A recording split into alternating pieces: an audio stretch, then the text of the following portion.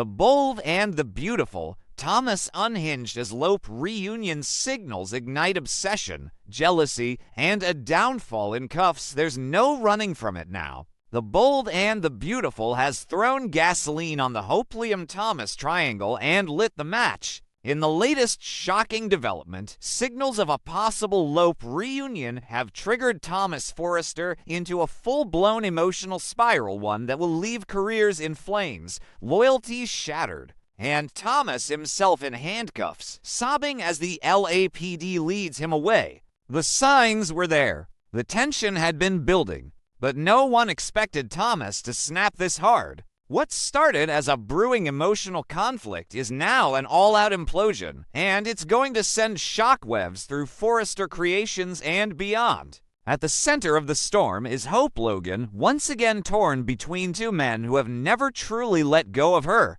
After months of separation and self-discovery, she's begun to reconnect with Liam. The air between them is different now, mature, raw, uncertain but real. Shared memories of raising Beth, of family holidays, of quiet moments they used to take for granted, have resurfaced. And whether Hope admits it or not, the pull is still there. She's not rushing, not jumping, but she's listening. That alone is enough to send Thomas into a silent panic. The moment Thomas saw Hope smiling at Liam, lingering, vulnerable, open, it shattered something in him. His grip on stability slipped. Every therapy session, every journal entry, every promise to change, suddenly they didn't feel like growth. They felt like delay. He told himself he was patient, evolved, better. But in his chest, that same obsession began to pulse again. And once it started, there was no stopping it.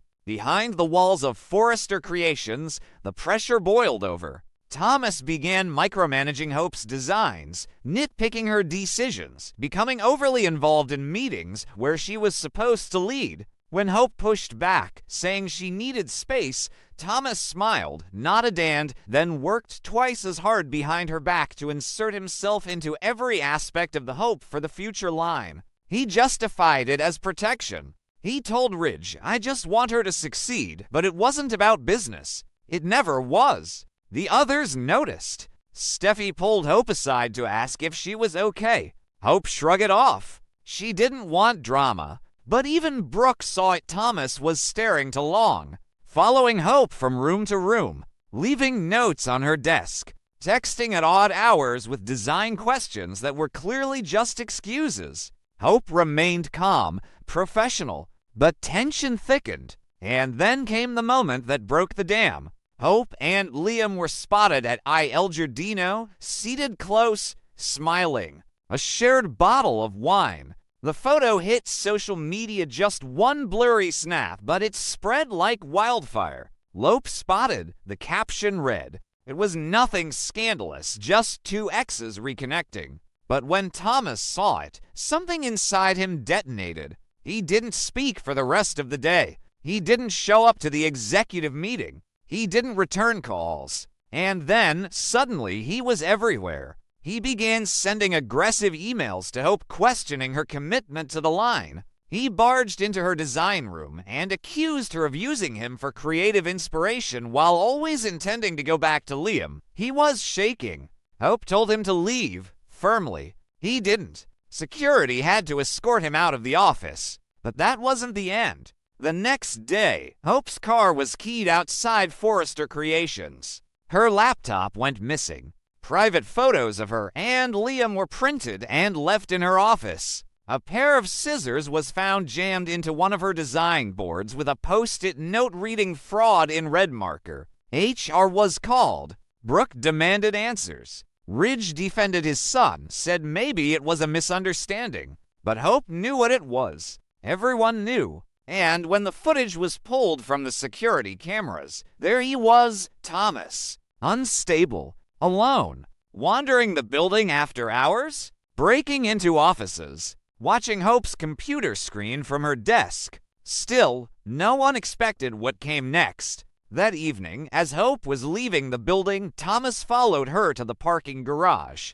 She got into her car. He knocked on the window. She didn't roll it down. He stood there, crying. Desperate. "I just want to talk," he mouthed through the glass. Hope didn't respond. She started the engine, and that's when Thomas snapped. He slammed his hand down on the hood, then punched the driver's side mirror clean off. Hope reversed. Security raced in. Thomas screamed, "You were never going to choose me. You lied to me." It took 3 guards to restrain him. The police were called, and when they arrived, Thomas was on his knees, sobbing. "I just loved her," he said. "I did everything right." The image that stunned the world: Thomas Forrester, face streaked with tears, wrists shackled in steel, being led out of the Forrester parking structure by LAPD officers as cameras rolled. A legacy son of fashion royalty, now a cautionary tale of what happens when obsession masquerades as love. Inside Forrester, everything froze. Ridge was shattered. Steffi was furious. Brooke demanded that Thomas never be allowed near Hope again. Hope herself was rattled but composed. She gave a statement to police, refused to dramatize it, but made it clear she feared for her safety. "I've seen this version of him before," she said, "and I thought he'd changed." The press exploded. Fashion blogs, entertainment networks, even mainstream media picked up the story. Forrester's stock dropped overnight. Investors pulled sponsorships from the Hope for the Future line. Ridge called an emergency meeting to control the damage. Hope offered to step back from the brand to de-escalate, but Brooke stepped in. "No, you don't hide. He's the problem, not you." Meanwhile, Thomas sat in a jail cell, alone. His lawyers arranged a psych evaluation. His phone was flooded with messages from his father, from his sister, from Vinny's ghost.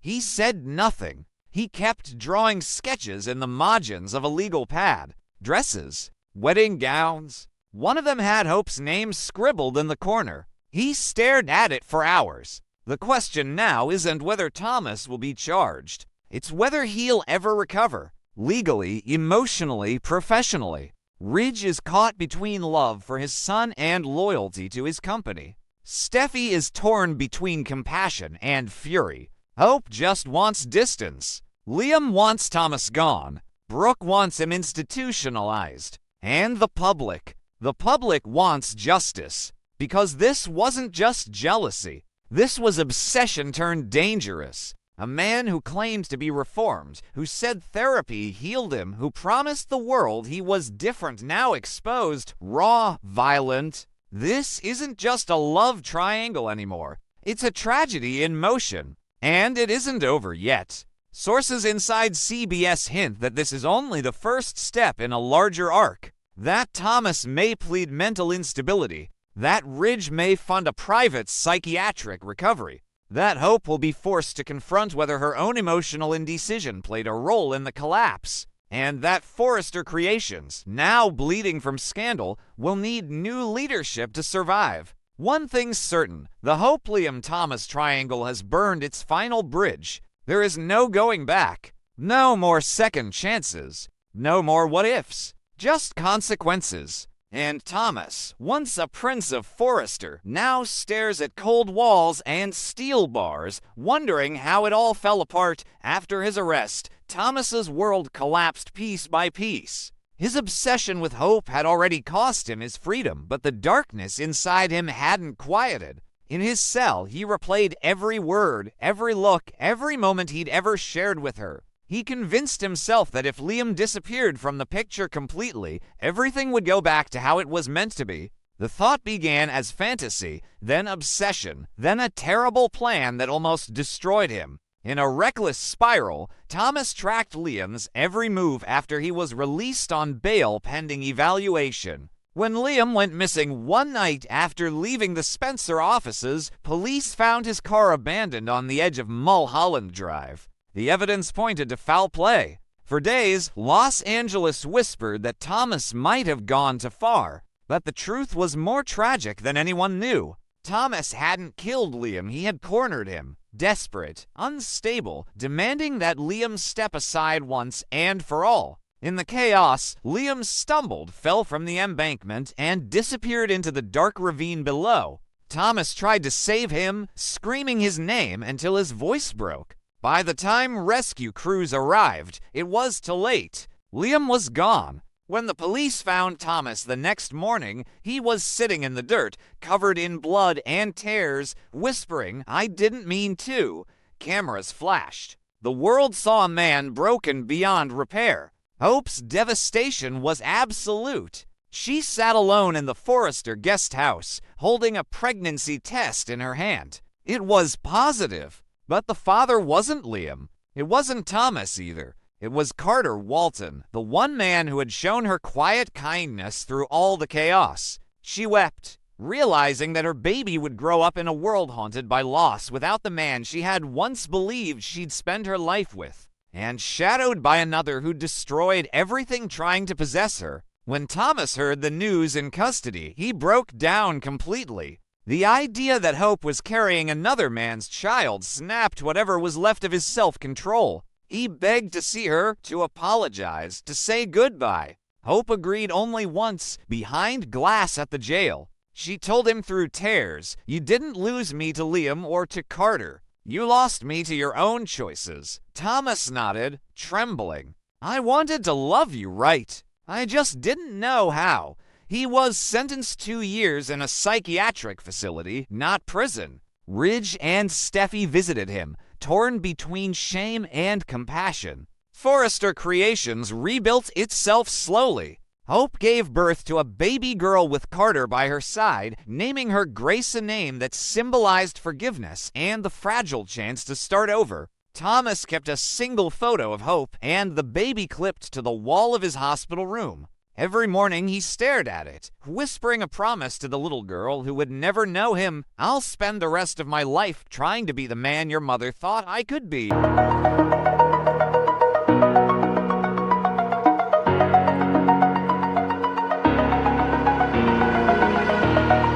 Oh,